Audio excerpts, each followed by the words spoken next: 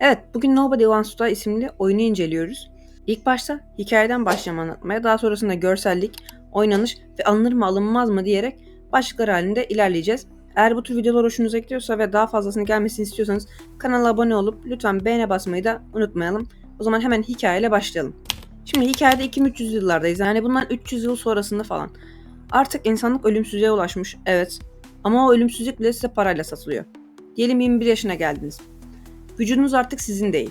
Bu vücuda tekrar ulaşmak için, bu vücudu kullanmak için vergi ödemeniz gerekiyor. Eğer diyelim sizin paranız yok, fakirsiniz, hiçbir şekilde para bulamıyorsunuz. Sizi vücudunuzdan çıkartıyorlar ve Memory Bank isimli bir yere aktarıyorlar.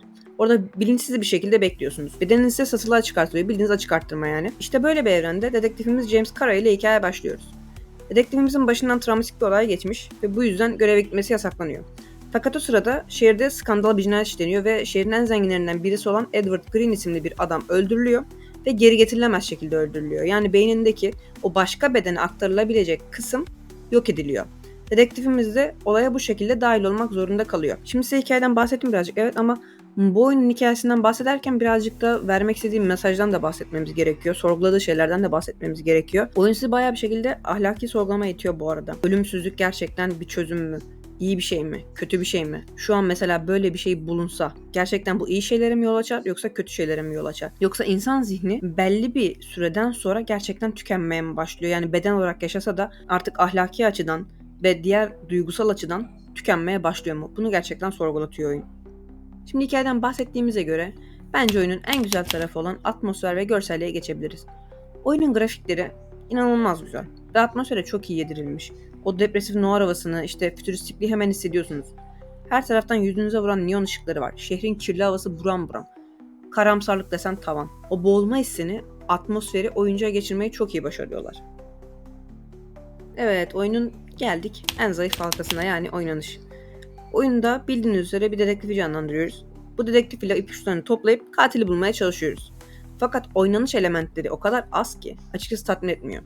Bulmacaları çok basit kalıyor. İşte oyuncuya ben bunu buldum dedirtmiyor. O zekilik hissini geçirmiyor. Bu tür oyunların bence anahtar noktası ben bunu çözdüm, ben bunu başardım hissini oyuncuya geçirmektir.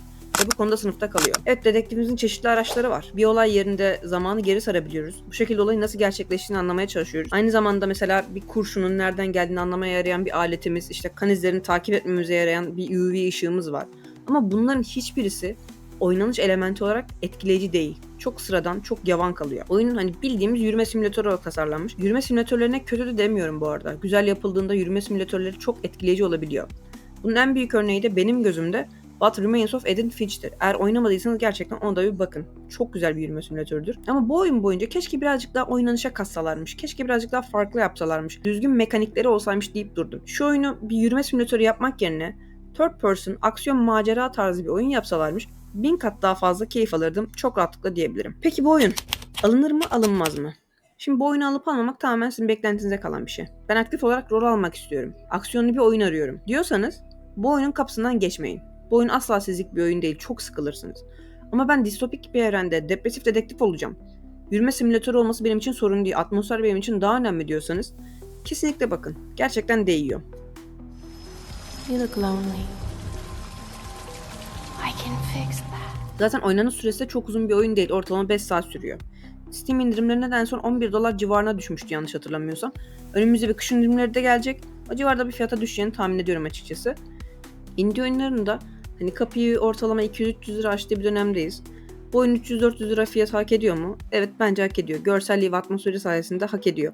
Oynanışta eksiklikler var mı? Bahsettiğim üzere var. Beğenmediğim yerlerde var mı? Var. Ama atmosfer ve görselliği o kadar hoşuma gitti ki benim. Yani o yüzden rahatlıkla eğer aradığınız şey buysa önerebilirim. Ama dediğim gibi oynanışa eğer önem veriyorsanız, ben çeşitli oynanış istiyorum diyorsanız bu oyunun kapısından geçmeyin.